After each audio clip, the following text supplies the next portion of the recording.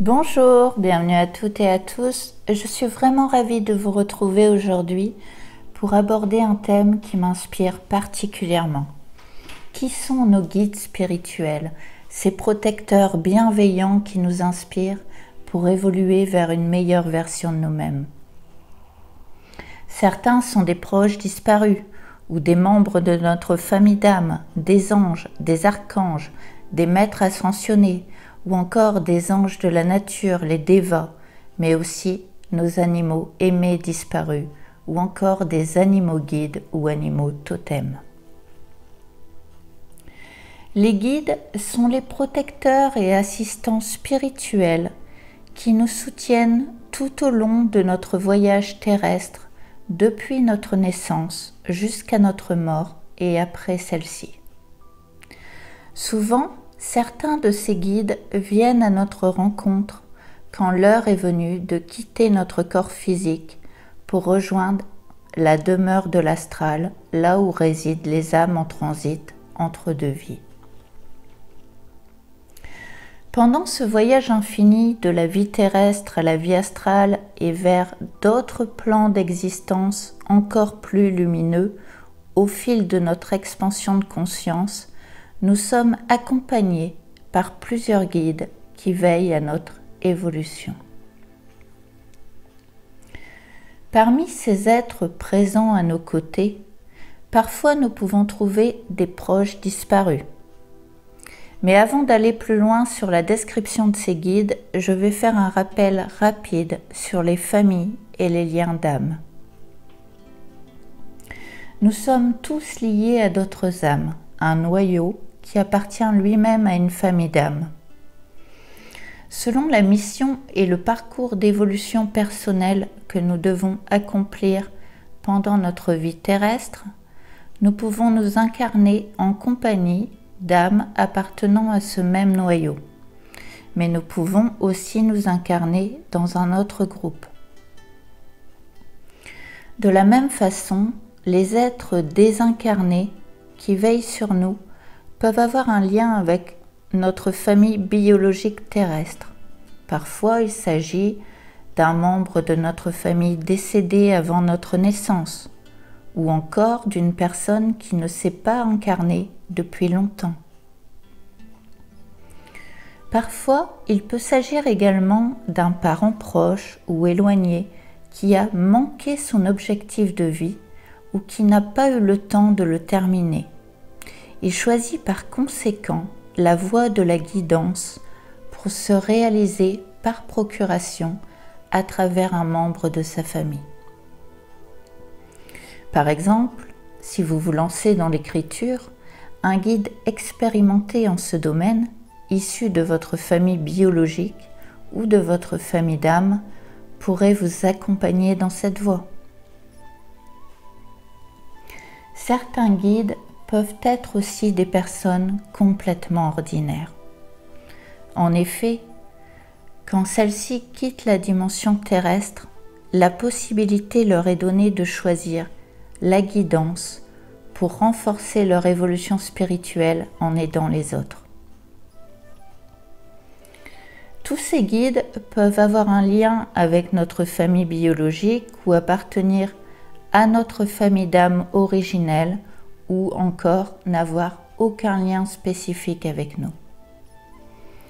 Toutes ces entités sont bien sûr moins puissantes que les anges, néanmoins, elles peuvent nous inspirer depuis l'astral et surtout nous éclairer lorsque nous nous sentons seuls et incompris. Voyons maintenant d'autres guides qui vivent dans les dimensions supérieures, c'est-à-dire au-delà de l'astral, les anges gardiens.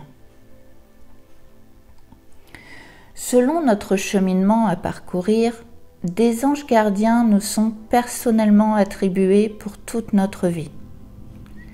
La plupart des anges n'ont jamais connu l'incarnation terrestre. Néanmoins, il en existe qui prennent une forme humaine, soit pour une période brève, soit pour une vie entière. Quelle que soit notre religion, notre personnalité ou notre façon de vivre, nous possédons au moins 2 anges gardiens. Le premier est un ange extraverti qui nous encourage à faire des choix en harmonie avec notre être supérieur, car il connaît nos talents et le potentiel qui peuvent nous conduire à nous réaliser. Le deuxième ange gardien, plus discret, a pour mission de nous réconforter. Ces deux anges nous sont affectés pour deux raisons. Nous aider à réaliser la mission de notre âme, qui a été décidée avant notre incarnation, mais ils sont également à nos côtés pour nous protéger. Ils œuvrent bien sûr sans interférer sur notre libre arbitre, excepté si nous courons un danger. Les personnes qui affectionnent les anges et leur envoient des prières en attirent bien sûr davantage autour d'elles. Au-dessus des anges, il existe des superviseurs, les archanges. Ils ont habituellement plus de pouvoir que les précédents. Le nombre de ces archanges est variable, car il dépend de notre système de croyance. Ainsi, ils peuvent être 4, 7 ou une infinité. Toutefois, les archanges n'appartiennent pas à une religion particulière. Ils aident tous les êtres vivants. Et ils peuvent intervenir à différents endroits auprès de différentes personnes en même temps. Personnellement, j'ai toujours prié ou invoqué les archanges, en particulier Raphaël qui aide les guérisseurs, Michael pour chasser les peurs et les entités, ou encore Gabriel pour m'aider à créer, car une de ses missions est d'inspirer les messagers terrestres, notamment les écrivains, les enseignants et les journalistes. Il existe aussi d'autres archanges plus ou moins connus. Ariel surveille le royaume élémental et aide les animaux à guérir. Azraël accompagne les défunts de l'autre côté. Il existe également deux archanges qui ont vécu sur terre. Métatron, qui fut le prophète Enoch. Désormais, ce dernier travaille avec la Vierge Marie pour aider les enfants, notamment les nouveaux enfants, Indigo et Cristal, afin qu'ils ne se coupent pas de leurs dons spirituels en venant sur terre. Son frère est l'archange Sandalphon, qui fut dans une vie lointaine le prophète Elijah. C'est l'archange de la musique et des prières. Il aide l'archange Michael à dissiper la peur et les effets de la peur par la musique. Certaines personnes émettent l'hypothèse que Métatron et Sandalphon seraient en réalité une seule et même entité. Je pourrais également citer Aniel, Jérémiel, Zadkiel, Jophiel. Ils ont tous des missions et des pouvoirs particuliers. Les archanges travaillent souvent avec d'autres guides, les maîtres ascensionnés. Ces derniers, comme leur nom l'indique, sont venus sur Terre en tant que leaders, maîtres et guérisseurs, puis ils ont transcendé l'humain en eux pour activer le divin. Aujourd'hui, ils continuent de nous aider depuis leur dimension lumineuse. Le Christ nous a montré la voie de l'ascension spirituelle, de même que sa mère Marie par son Assomption, ce qui signifie la même chose. Mais ils ne sont pas les seuls. Nous pourrions citer aussi Bouddha, Wakan Petsawin, plus connue sous le nom de femme bison blanc, une messagère du grand esprit qui visita les Lakota pour leur enseigner des rites et les prévenir de leur avenir sombre. Maître Saint-Germain, qui aurait vécu 700 ans et qui, dans une autre vie sous les Esséniens, fut Joachim, la flamme jumelle d'Anna, la grand-mère de Jésus. Ou encore la reine Isis d'Égypte, qui fut ensuite déifiée après sa mort. Ou encore Maître Kutumi, un maître de sagesse originaire du Cachemire. Maître Jawal Kol et beaucoup d'autres encore. Les maîtres ascensionnés sont des êtres spirituels éclairés qui servent d'enseignants à la race humaine. Ils protègent, guident, guérissent, inspirent.